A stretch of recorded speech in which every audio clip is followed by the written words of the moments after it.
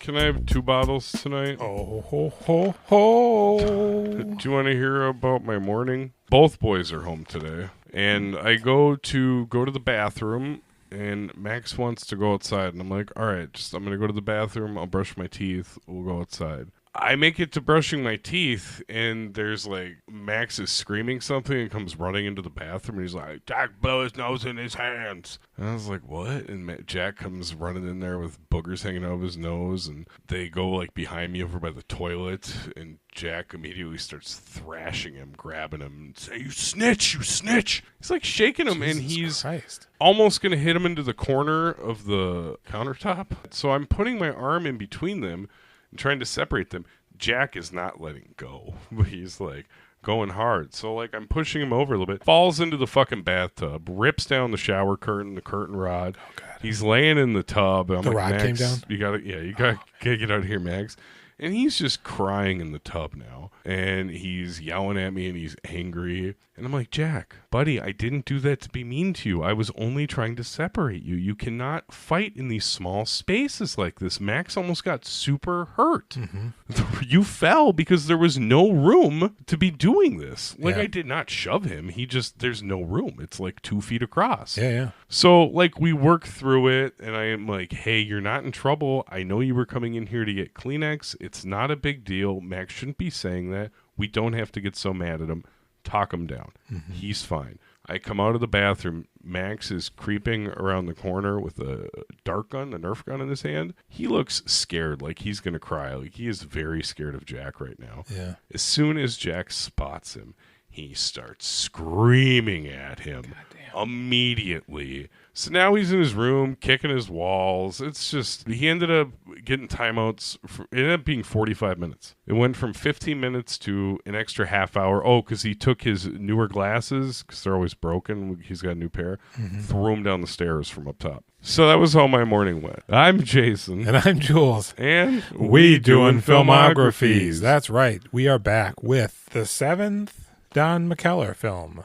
Camilla. I think I've seen this maybe. Shut the fuck up. Why and how? Or it could just be because I watched a trailer for it a week ago that maybe it's just so fresh in my mind. I don't think this movie is either readily available or remotely appealing to anybody. Yeah, if I watched this, man, it would have been, I guess I couldn't even say because there is some nudity in here, so it might not have been in school, but maybe it was. No. School, we watched weird stuff. But not this. This is not anybody's secret favorite film. Only maybe like a Canadian grandma because the Jessica Tandy angle. Right. Who is like suffering from ovarian cancer is what kills her, right? Oh, I couldn't bring myself to look. Yeah, so she's like, that's why her hair is short, I imagine, from, radiation and whatnot. Oh. Because she dies before the movie even comes out. Yeah, she looked like Grand Moff Tarkin at one point when she's wearing like a white thing of some nature. Maybe when they're going to the ball. Her husband, is it Hume Cronyn, who's also in this movie? Yeah. Sorry. They're like a very well-known, famous celebrity couple. They did several things together. Yeah, this is obviously the last time they appeared in a film together. Yes. They made a total of 13 movies together beginning in 1944. Yeah, they were together for so long. The crazy thing about this was... Britt Hume's dad, a newsman. I'm just making that. I don't know. Oh, that sounded legit. What I was going to say is, before I was so rudely interrupted, it's the Julianism. So I looked up her date of death and his date of death, and for some reason I thought that he died like right after her. Mm-hmm. And I was like, of course, that's what happens. No, in 1996, they're together for like 50 years. He marries somebody else. 2003 is when Hume Cronyn died in Fairfield, Connecticut. That's pretty wild that he got married again. You think just lonely? Yeah. All right. Maybe, do you know anything about the person? No. Maybe it was like Jessica's friend, and they've just known each other for millennia. They agreed. And they were like, you know what? Get over here, you slut. I thought that shit was pretty fucking wild. Just for the record, he's the slut. Yeah, that is wild. This movie is wild and crazy. Yeah? There wasn't a lot about it that I could rustle up. Really? It did have a tagline. Did you break your phone or something so you weren't able to see all of the trivia that exists? I gouged my eyeballs. Oh, yeah, that's all that works. The tagline for this movie was, "They went looking for adventure and found themselves." Oh, I thought there was another word coming. Nope. It had an estimated budget of $8.5 million gross. Oh, okay. Wait, hold on. $32,000. A little bit more generous than that. Come on. It's Jessica Tandy. Yeah, but this is an unknown film. $250,000. Okay. It's a Canadian movie, right? Yeah. What's she doing up there? Maybe that's where she's getting some treatments. Well, maybe. Because I was wondering, because there's two notable cameos in this film. She's fried green tomatoes, right? Oh, you better believe it. How many of them hormones you taking, honey? In a rare instance, this film is rated PG-13, despite Bridget Fonda's brief full frontal nude scene. Yeah, why? What, they just like, yeah, she's in the water, and Jessica Tandy's there. Too far? It evens it out? I mean, on my phone, it was like she was a mile away. So maybe they were watching it on their phone and they couldn't even see it. This was directed by Deepa Mehta. Julian, I need you to acknowledge they didn't have cell phone video watching capabilities in 1994. Yeah. Okay. Wasn't until The Matrix. Exactly. Deepa Mehta directed this film. Did they make other things? They did. Most notably, before this, what got them this opportunity was a film they directed called Sam and Me, which is like a Canadian but Hindi background or Indian background film, where the lead actor was Ranjit Chowdhury, who plays the sheriff. Oh, in this movie. He's memorable. Deepa Mehta also directed the trilogy Earth, Water, Fire. I've seen Fire. It's about two women in Indian culture that find love. I've never heard of these. And you're supposed to light yourself on fire or something to pass some tests and some mythical whatever they're talking about. Oh, you shouldn't do that. Yeah, I watched this like when I was, just filming it up. Yeah. And I saw it. I was like, oh, shit, I've seen that. But Deepa said about this film, Camilla. He said, I'm so sorry. What attracted me to the story was afterwards, was the relationship between the two female leads. I liked that even though one was younger, adventurous, and rather fanciful, played by Bridget Fonda, and the other older, timid, and unsure, played by Jessica Tandy, what they had in common was a love of music. Does that sound accurate to you? Doesn't it sound like she's got the people mixed up? The timid, unsure one is the younger one. The older one is adventurous and fanciful. Yes, no, I think that it's both, because I think Jessica Tandy is unsure and frightened to go on the adventure, right? Like her son expects her to be there. Is she not like a little bit apprehensive about leaving? There is that, but boy. Otherwise, she's very outgoing. It turns out she's got some ulterior motives to some extent. Get that fun time friend? And $47,000 that she extorts from her son, which comes out of nowhere. Man, I don't. This is a hard one. Where's it coming from? Nowhere. The Greg Araki movie. Mm-hmm. Well, that's all I got. I think we're going to pull a shot here. Yeah. And then you're going to hit me with that synopsis. I might do too. What do you got? What are you drinking? Oh, peach. 99 peaches, 99 proof liqueur. Hang on, I can't get mine open.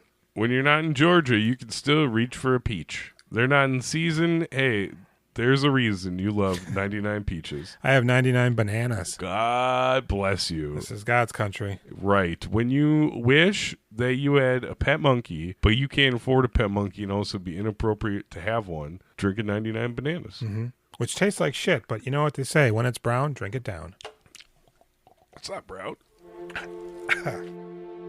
Camilla, aspiring maybe artist and possible ad man Vincent Lopez, Elias Koteas, always any ethnicity you need him to be, moves him and his wife Freda Lopez, Bridget Fonda, to a small shack in Savannah, Georgia for some reason. It is here that Freda befriends the owner of the guest hovel, movie mogul Harold Cara, Maury Chaykin, and his lying, vulgar, and probably racist mother, the delusional, titular Camilla, Jessica Tandy. After falling under Camilla's control, Freda abandons her marriage and kidnaps Camilla as they set out on a road trip to extort Harold of $47,000, all while making a mockery of local law enforcement and international border patrol agents, all in an effort to further furnace a foundation for the floundering friendship forever forged between Freda and Camilla.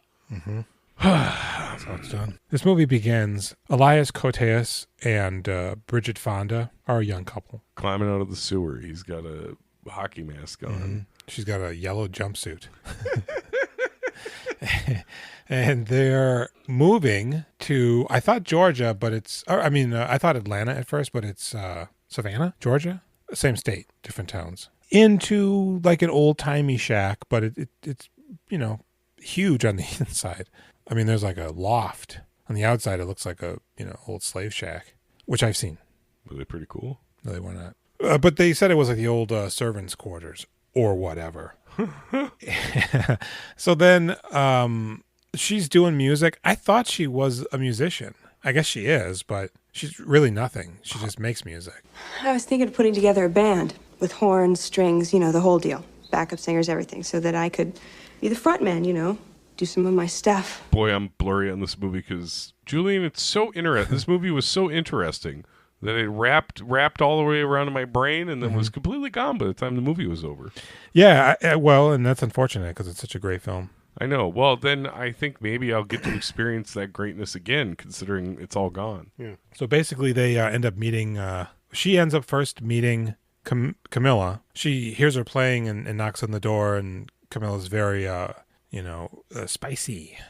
Yes. What do you want? I'm your neighbor. I know who you are. Robust marinara. And she goes, well, come on in, girl. And the girl goes, well, I'm checking shit, and I don't want to do anything, and Elias is my man. And she goes, well, that's a picture of me, and I had a low plunging neckline and my cleavage. And shit, yeah, the old-timey picture she keeps pointing out. Of the one performance where she, lit it up, and there was a talk of the town, and boy, howdy, which is very sad. Because for like comparison, this would be like any number of the stand-up open mics we did. If you looked at like just one of them and were able to somehow delude yourself into thinking it was such a smash hit that you'll ride that wave for the next 70 years of your life. Like one of the open mic slots? Yeah. That's basically what this was. Not even like they opened for like their friend that got a little bit bigger somewhere else. That's the open mic night. Just a performance. She played one thing.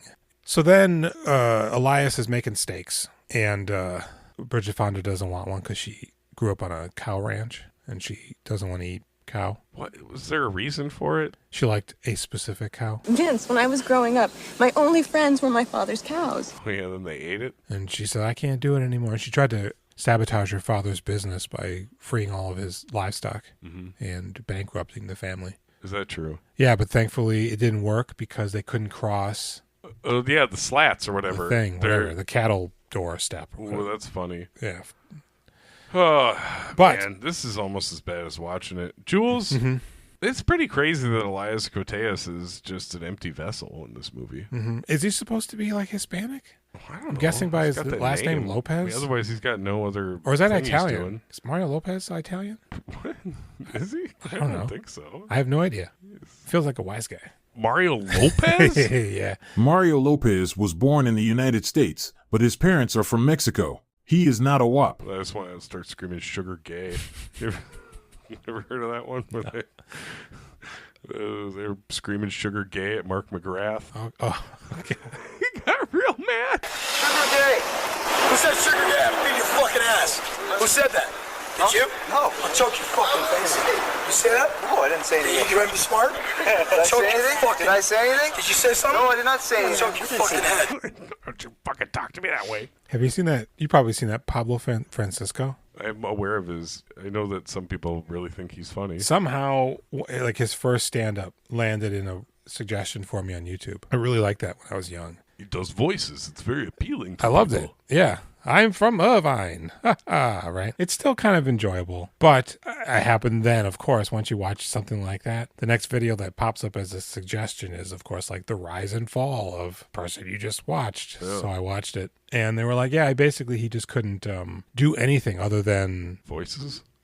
Specifically, is Arnold. He does a Hispanic guy and gal. He pretends like he's a cat when she's fighting. Movie guy. In a world. But there's a recording of him at a a live set. Oh boy, this is gonna be Like good. at the end of his career. Oh boy, Julie, this is gonna be great when he tries to pull off. Tell me. Well, so he's doing his thing, and a guy in the audience is just like, dude, we're over it. Stop doing it. Get off the stage. Bring the other guy up. Get ready. This summer, Arnold Schwarzenegger's back. Leave me alone. Are you fucking serious? And then he's what you want me off the stage because I'm black? You want me off because I'm black? No. Is this a fake documentary? Okay, so because I'm black? No, it's like a old camera phone. How about I leave?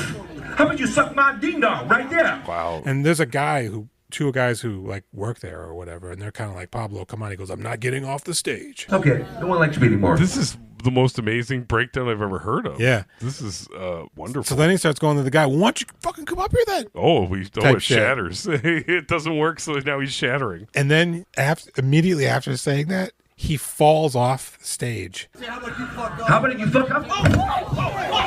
Hey, man. Hold on. No, we're staying right here. We're not getting off right now. We swear to God. And it looks like he bashes his head on the side of a table. Is he drunk? Drunk and maybe on drugs. Yeah. He had some issues, I guess. Well, that's probably why he couldn't come up with new material. Yeah, so it's like not only is he suck and won't leave and is being awkward, threatens a dude and then falls off the stage. I gotta watch this video. I'd never heard of it. I mean, I just assumed he fizzled out. What's that, sir? How about Steve take over? How about Steve takes over right fucking now? Dude, I absolutely thought you were going to take me through a tour of some real crazy racist shit he was going to do on stage, trying to find like a new voice and just going way the wrong direction.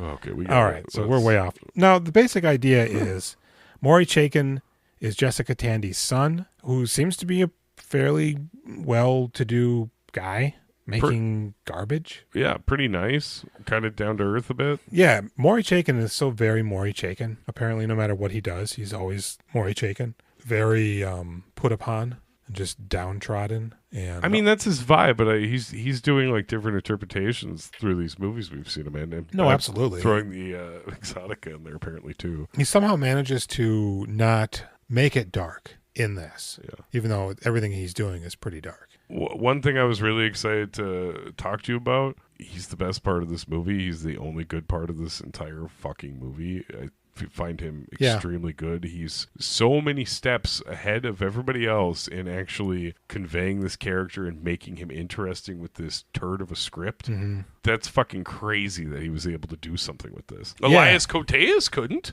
And we love Elias. And you know, it's because it's the exact same role as the husband in Delivering Milo. They're diametrically opposed. They're at a crossroad. See him at the crossroads? You don't belong here. But even though he's in the wrong and he's maybe even a little bit of a jerk, it's not like the end of the world. And they then, of course, don't have as much distance they need to travel to make amends. The dicks, but they didn't slap him. But so the role, I mean, he's got a shaved head. He's rolling with Maury. That's fun. The cop, an unexpected surprise. I like that. Yeah. I don't know what's happening here, but I really like it. And then it's done, and I'm like, shit. Did we just do the whole movie? Yeah. This is a rough one. I imagine I'm going to find it in editing, but like neither of us wants to talk about it. I mean, it's because basically. The Bridget Fonda and Elias, they meet Maury while making steaks. Sorry, we thought. No. It's good that you're using my barbecue. Would you care for some steak? No. Don't trouble yourself. No trouble at all. It's on there. It's ready. No. Really. How would you like it done? Rare. I think it's done. He takes one reluctantly, even though he really wants one. Do you think they have more steak? I think one of them doesn't get a steak now. Oh, I guess Bridget Fonda doesn't want one. No, neither does Jessica Tandy. So he's got an extra steak. All right. And then he runs into him drinking, and he goes, "Man, I'm wealthy. Come drink with me." And he goes, "All right." But I'm buying. Exactly. I like that. And then he just bursts into their mansion shack, and he goes, "Hey, so Maury's like offering me a gig to do the posters for his new movie, Tits McGee in the Outer Space Rig." But I gotta go to Atlanta? Where's he? No, he's going to Canada? To Toronto. That's where they're going to film. Toronto. Toronto. Yeah, you gotta get to Toronto pronto. And see the head honcho. Yeah, he's like, not only do I gotta go, you do as well. He goes, "Well, pack your shit. We're leaving." I'm not going. What are you talking about? I'm chilling. Right, and you're coming with me. Why? Because it's the way it works. But it doesn't work. You know that old lady that lives here? She's my friend. I'm going to stay with her. What? Yeah. You're my property. Well, yeah. My wife, technically. Uh-huh. You know, and she goes, nah. He goes, Frida, I don't want to hurt your feelings. But you know what your music is. It's your hobby. He is real rude to her about it, real yeah. demeaning. I'm wondering how good of an actress Bridget Fonda is. I'm wondering, too. The 3 movies we've seen. She's not great, but she's okay. I mean, she really does what she can. Does she? Why is she in these movies? I don't understand. Because I liked her so much more before I started watching these movies, and every time she's in one, I'm like, I'm so excited to see Bridget Fonda. I am in love with Bridget Fonda. And every time, she just kind of is a little bit more normal every time I see one, where I'm not impressed by anything other than she's cute. But, like, the movies are bad and her acting isn't great. Here's what I'm wondering. Because there's more and more when I go back to this era, I feel like some of these movies, Cowboys and Angels, for a stretch of time, a decade or so, they just looked weird. In hindsight, maybe they look even weirder. Some sort of color correction, or I don't know. It's like when really good TVs first came out and you're watching movies and you're like, oh, this feels like a PBS stop animation. Like, what the hell's going on here? All these new frames and shit. Because this feels like a Fried Green Tomatoes or a Sisterhood of the Traveling Pants or the Yaha. This feels like that. Should have been one of those. Yeah, was better than this. But they took a wrong turn in Albuquerque. Fuck, we gotta.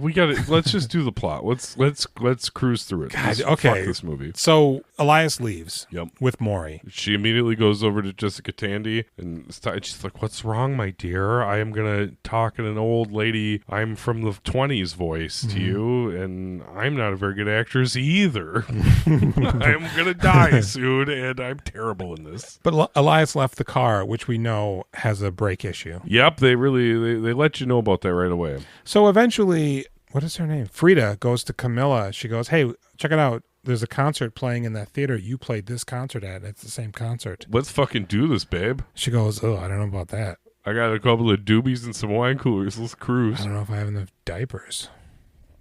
Because she's an older lady. They decide to go. So they don't tell anybody. She thinks that Camilla told Maury Chaykin, but she didn't. She's about to, but she didn't. So they leave. And they get on a ferry, because that's what you do whenever you see a ferry, the lady says. Oh, yeah. She says, "One thing I've learned is if you see a ferry, you get on it." Because you get there faster? I don't know. I feel like that was the implication. It does feel like that. But we're going to go across the water. It's a shortcut. And as soon as you can only fit one car in this fucking boat. Yeah. And as soon as that car's on that boat, I says to myself, that car's going in that water. And then the guy goes, "Thanks for taking the ferry. Make sure your vehicle's in locked brake mode," or whatever. What do they do with cars? Park? Well, put the clutch on. Parking brake, maybe? Whatever. And she goes, turns around and walk, walk, walk. I was pretty upset when that happened. I seem to have a real hard time with expensive things sinking to the bottom of lakes and rivers. The guy goes, "Oh, fuck." Just like Drop Dead Fred, the other Bridget Fonda movie we've seen recently, when that fucking whole houseboat goes down. I'm just upset. But the guy goes, "Damn, don't tell anybody, please." And she goes, "Well, fuck it, whatever." Jessica Tandy's got her violin, so who cares? Throughout the entire movie, we see somebody finally crafting a violin. I really wish that would not have been in there. Or that would have been the movie. I mean, yeah, they eventually, Don Mckellar was like, "Remember that terrible movie I was in?" Yeah. And Samuel L. Jackson shows up like, "What the hell? Do you understand the words?" That's not... Maybe he's... They both scream. So. Yeah. And so the guy goes, "Well, I'll tell you what, I'll take you to my house." And they go, "All right." It's the least he can do. So he puts them on an even smaller boat and boats them over to his house. Yep. He's living in a resort, but they allow the staff to live there off season. Oh, yeah. So they walk into a room and some guy's playing the piano.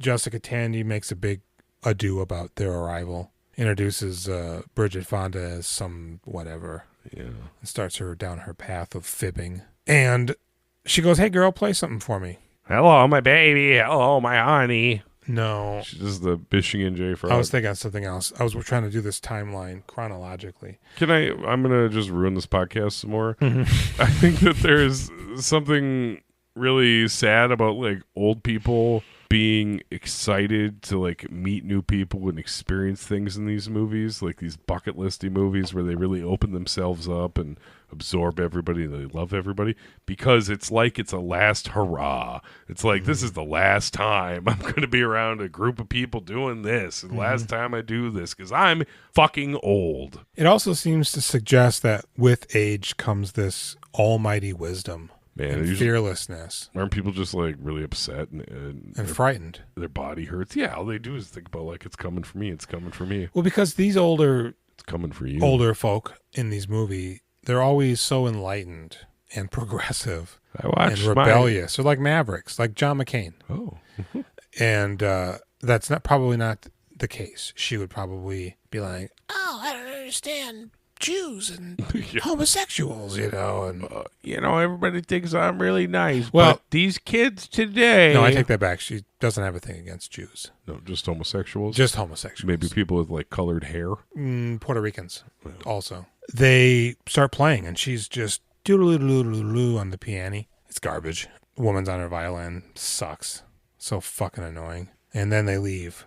Boy, this movie feels authentic. Every interaction in this movie's authentic. Yeah, so Maury Chaykin and Elias Koteas return home because nobody's answering the phone, and they don't know what's happening. So they call the police, and they say, "My mother is missing," as is his wife. Shortly thereafter, they find the car. They dredge the harbor, and they find the car. Definitely they're going to do that, right? We can't find these two ladies. Let's dredge the harbor. Yeah, even though nobody's reported it. There's the boat guy, and there's them. Why would they even know that there's a car down there? Unless they're looky-loos. And so they're like, shit, my wife is missing. Probably kidnapped. And the cop goes, she probably just left you. You turned burglar. Ever think about that? He goes, look, we had a fight, all right? But no, man.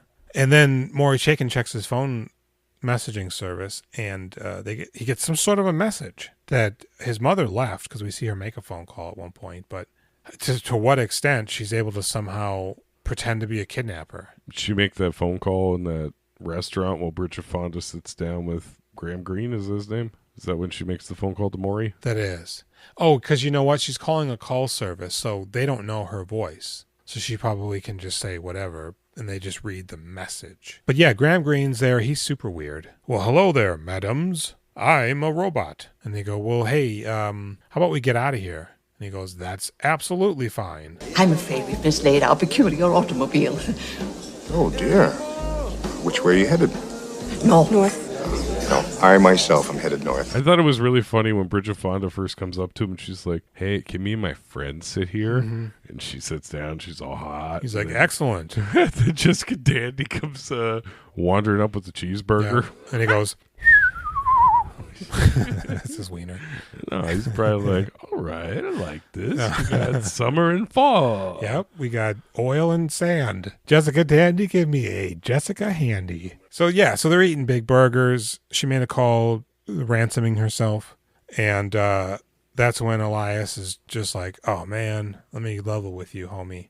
We had a fight, and I was a tool. And he goes, I really don't care. Yeah. I got to go to this place to deliver this thing with all of this money and put a thing and grab a whatever. It's a little it's kind of fucked up because hey Maury, he's kind of your friend. You guys are in this together. He thinks you guys are friends. They're just like, no, I'm what matters. Because he does mention that he sold his mama's house for $47,000. And Elias Koteas goes, is that the house you grew up in? He goes, yes. Don't judge me. He wakes him up in the middle of the night. Hey, I've been thinking about this. Harold, wake up. What? You do, Harold. What? You do owe your mother $47,000. What? Go back to bed. That's none of your business. Do you have $47,000? Yes, I do. So what? But what difference does it? So he goes, okay, well, fuck. I don't know what's happening, but I'm pretty sure I'm being bamboozled by my madrone, my madre. Elias goes, see. That's a joke from Pablo Francisco. Oh, wow, it worked on me. That's amazing. See? Maybe I've been coming down on him too hard. Burp, burp, burp, burp, burp, burp, burp. See. So they get to the thing. They go to Niagara. She goes to fuck a guy that is a guy that was supposed to come to the concert, but he kept turning her down. Apparently that's the guy that she kept stepping into the car when Maury was a child and was watching. And he always going, "No, Ma, don't get in the car." And she wouldn't.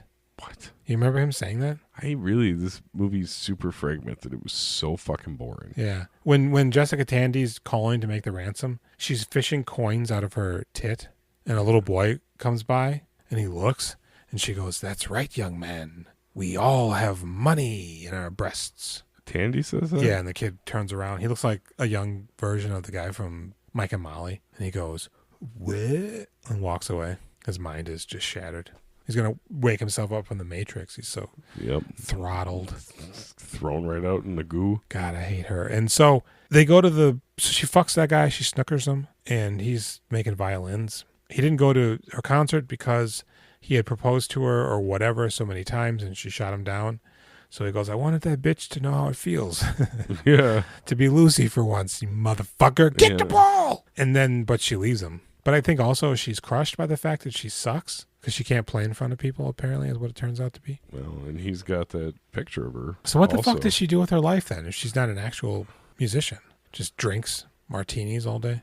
Maybe she was a fucking seamstress for 50 years and retired with a giant pension, because that's how it used to be. Yeah, maybe. But Elias, he realizes the errors of his ways. Maury's just like, whatever. I don't give a fuck.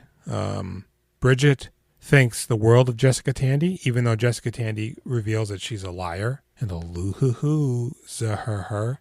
You didn't talk about them getting naked into the ocean. That's just for me. Dude, when Bridget Fonda is out in that water. Before that, sorry. Jessica Tandy comes running out wearing like old-timey fishing gear. And then Bridget Fonda is basically wearing like a sari. And they run down to the water and Jessica Tandy is like so frail. But she catches the fish. Skin like paper. And she goes, "How big is that son of a bitch?" And she goes, "It's a woman." And she goes, "Well, put it back." She goes, "All right, put the rod down, but give me slack." Why? Just unhook the fish. Like, the line needs to be uber slack and the pole not in their hands in order to unhook a fish? Jason? I don't fish. I'm not allowed to. They caught me doing things to fish them if I get caught with another pole. Yeah, they caught me dynamite fishing.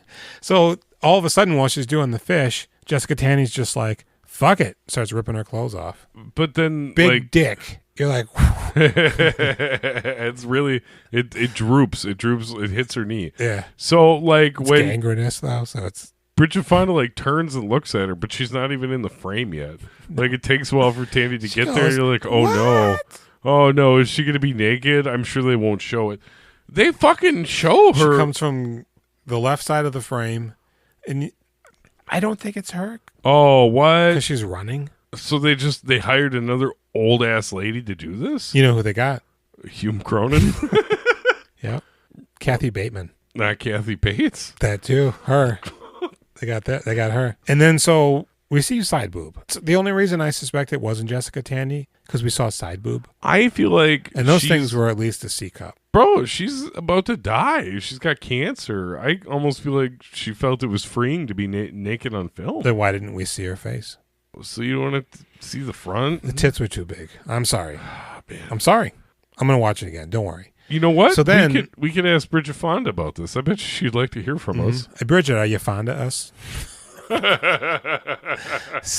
So all of a sudden, Bridget Fonda goes, F it in the A, and starts tearing her clothes off. We're going to fuck in this salt water. And they trib. Her boobs and her bush come right out. Yeah, but like I said, on my phone, it was microscopic. Man, it was I was going through some crazy emotions watching this because I was like kind of horrified at seeing Jessica Tandy naked, but also like trying to be supportive, but not into it, but also judging myself for not being into it. And then Bridget Fonda took off her clothes and I was like, yeah. So I went from really like two extremes. Mm-hmm. It was really, I felt so strange when this happened. That's crazy because like when Jessica Tandy came walking by, I had the biggest heart on. And then Bridget Fonda gets nude. I literally didn't stop vomiting until I pulled up. Damn, dude. And I watched this last night. That's fucked up. So you can imagine. So Maury leaves the violin case full of money. Lady was kind of pissed at him. So ultimately, Jessica Tandy steals Maury's money, gets into the car with her boyfriend. Elias and what's-her-face make up, I guess. And Maury's totally cool. and it's in loving memory of JT. Justin Timberlake. Yeah, because she's dead. Yeah, I'm sorry. And the movie's over. And did you have a sweet green tomato sandwich waiting for you? I did. Say it. Hey, John Polito, what do you want to say about this movie? It's an odd film. I'm going to fucking kick you if you say you like it. There's a lot of so mad. starts and stops Yeah. to the adventure. They really don't go anywhere. No. It's what is that word you like to say, Julian? It's a nothing burger? It's a nothing burger with cheese, but it's moldy. Yeah, did I like this movie? Of course. Nah, you know what? It's inoffensive, but it's also a waste of time. I take that back. It actually is offensive. It is a waste of time in the most offensive way. It just doesn't do anything with Elias Koteas, so it's just like that's fucked.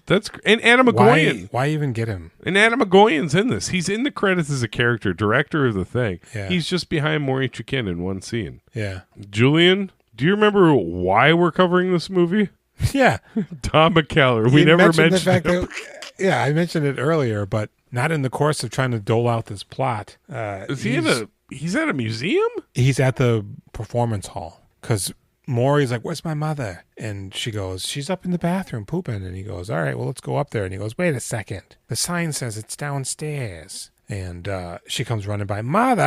And he runs after her and that whole thing. But as soon as she runs outside, Don McKellar's sitting. He looks like a fucking bellhop. And he goes, "Stop that old woman." And Don gets up and tries to grab her, and she jukes him. Fucking all of her skin comes off her arm. Don't grab that old lady. Oh my God, she's done for now. Yeah, Frank, sorry. I got you an old woman to wear. You told me to stop her. I didn't know. Yeah, you missed my Hellraiser. Oh, I'm sorry. Frank? I said, "Hey, Frank, I got you an old lady. Come to daddy." Yeah, so he spins around and he goes, "Blah," and that's it. He's barely in it. Like, you almost don't even see him. Like, Yeah. he's moving quickly in the... How many seconds do you really think is he on screen for, like 12 to 15 seconds? Am I cutting it short? I would more? say 5, to be honest. She comes out, he stands up, tries to grab her, runs by. What? Everybody runs by. It's over. He's gone. Game over, man. I will give this movie a 4.5. That's so fair. You know, if it's your thing, it could be your thing, I guess. But It's awful, but it's not awful. Like, yeah, if you like this type of movie, it's fine. like if you slotted this in to some sort of a streaming marathon with Yaya, it'd be like Yaya, another movie, and then this. Yaya's terrible, but it's way better. So than much this. better than this, right? Yeah.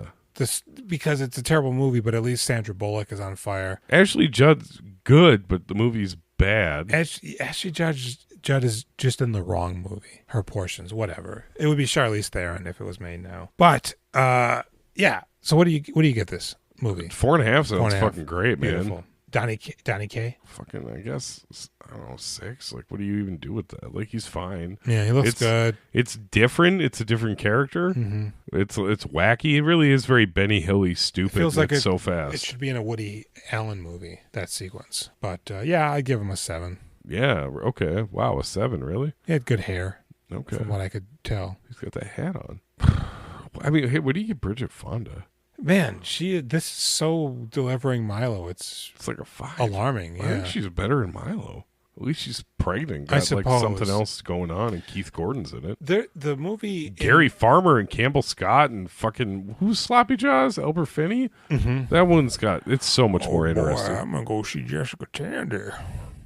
In Spanish or Italian, I believe the movie is called Frida y Camilla, which I think they really needed to call this movie Frida and Camilla. Yeah, Camilla's not even a good character. Interesting. I assume that character was team. Bridget Fonda's name.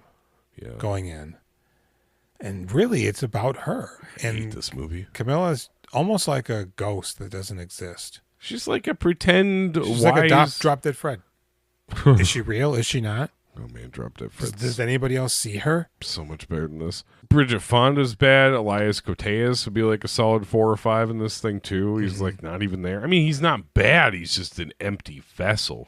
I'd give her a 5 because she's there. Do you want to hear something crazy? I do. I'd give fucking Maury Chaykin an 8 in this because he's so much better than everybody and so doing a thing in a movie that is such hot trash. Could you imagine a movie where it's him trying to deal with this of his mother. Jessica Tandy, same role, his mother, but it's focused on him. Yeah. Trying to do his career. Sure, and maybe somebody else wrote it and somebody else directed it. Mm-hmm. Boy, he'd really knock it out of the park. Mm-hmm. You know what? If we get a time machine, we're not going to go back and fuck him. We're going to go back and hang out with Maury Chaykin. Yeah. Let's do it. I bet if he were confronted with somebody who was like, I'm a huge fan, From the probably... Can't you tell by our unitards? Hey, look at our shirts. We'll come with our wardrobe full of shirts we made for this podcast. But before I was so rudely interrupted, I feel like if you'd approach a guy like Maury Chaykin and were like, hey, I like your work, he would probably be receptive and take a moment to just be genuine. That'd be nice. Because it probably doesn't really happen. I don't know. We don't know what it's like up there in Canada. We don't know what it's like up there in Canada. Oh, yeah, I really dislike this movie a lot. Yeah, it's, completely unnecessary. I feel like grandmas might not even like this movie because of the nudity. Yeah, and also because of Jessica Tandy. I don't know. Something about her is just unappealing. I hate, but I like, hip-hop grandmas and she's not a hip-hop crotchety grandma. Old Gran Torinos, but I don't That's know. not what She's she is, so though. delusional in here.